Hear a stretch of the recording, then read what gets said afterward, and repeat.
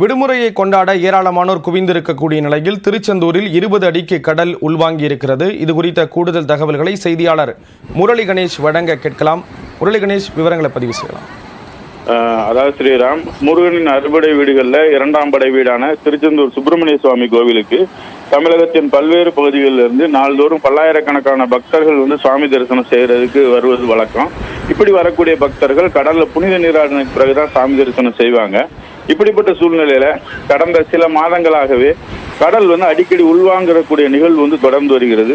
குறிப்பாக அமாவாசை பௌர்ணமி நாட்கள்ல இந்த கடல் கிட்டத்தட்ட 20 அடியிலிருந்து 50 அடி வரைக்கும் கடல் உள்வாங்குது. நாளைக்கு காலையில பௌர்ணமி தொடங்க இருக்கக்கூடிய நிலையில கடல் இன்றே உள்வாங்கி இருக்கிறதா கிட்டத்தட்ட சுமார் ஒரு 20 அடி தூரத்திற்கு கடல் உள்வாங்கி இருக்கிறது. கடல் உள்வாங்கியதன் காரணமாக பாசி படர்ந்த பவளப்பாறைகள்லாம் வெளியே தெரியுது.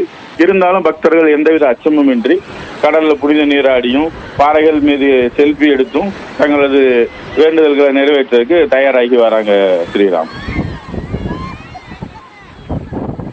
விவரங்களை வழங்கியதற்கு நன்றி முரளி கணேஷ்.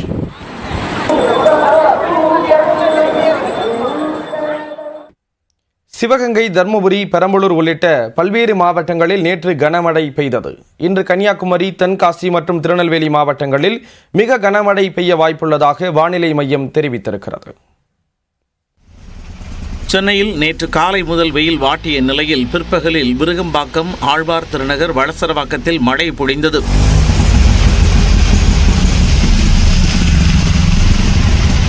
சிவகங்கை, மானாமதுரை, காரைக்குடி என சிவகங்கை மாவட்டம் முழுவதும் நேற்று பரவலாக மழை பெய்ததால் குளிர்ச்சியான சூழல் நிலவியது.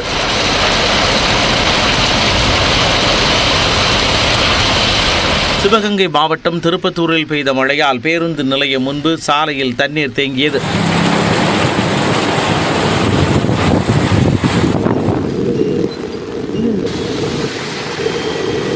மேலும் பலத்த காற்றால் திருப்பத்தூர் காவல் நிலையம் அருகே மரம் முறிந்து விழுந்ததில் இருசக்கர வாகனங்கள் சேதமடைந்தன.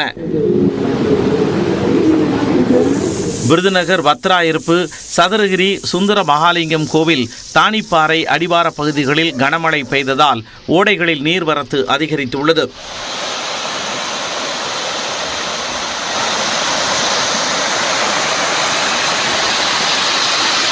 புதுக்கோட்டை நகர்ப்பகுதிகளில் திடீரென பலத்த காற்றுடன் மழை பெய்தது.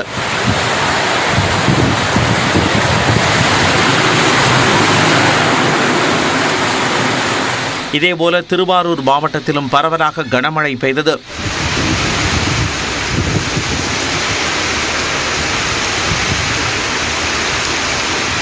தருமபுரி மாவட்டத்தில் அரூர், தீர்த்தமலை மற்றும் அதன் சுற்றுவட்டார பகுதிகளில் கனமழை வெளுத்து வாங்கியது.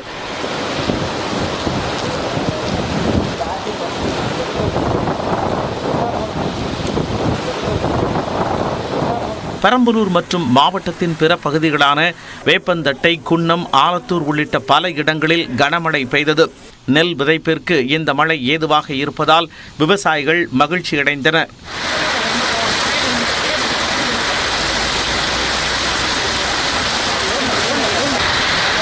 கொடைக்கானலில் நீடிக்கும் மழையால் கடும் குளிர் நிலவியது. நட்சத்திர ஏரியில் அடர்ந்த பனிமூட்டத்திற்கு இடையே சாரல் மலையில் நனைந்தபடி சுற்றுலா பயணிகள் படகு சவாரி செய்து மகிழ்ந்தனர்.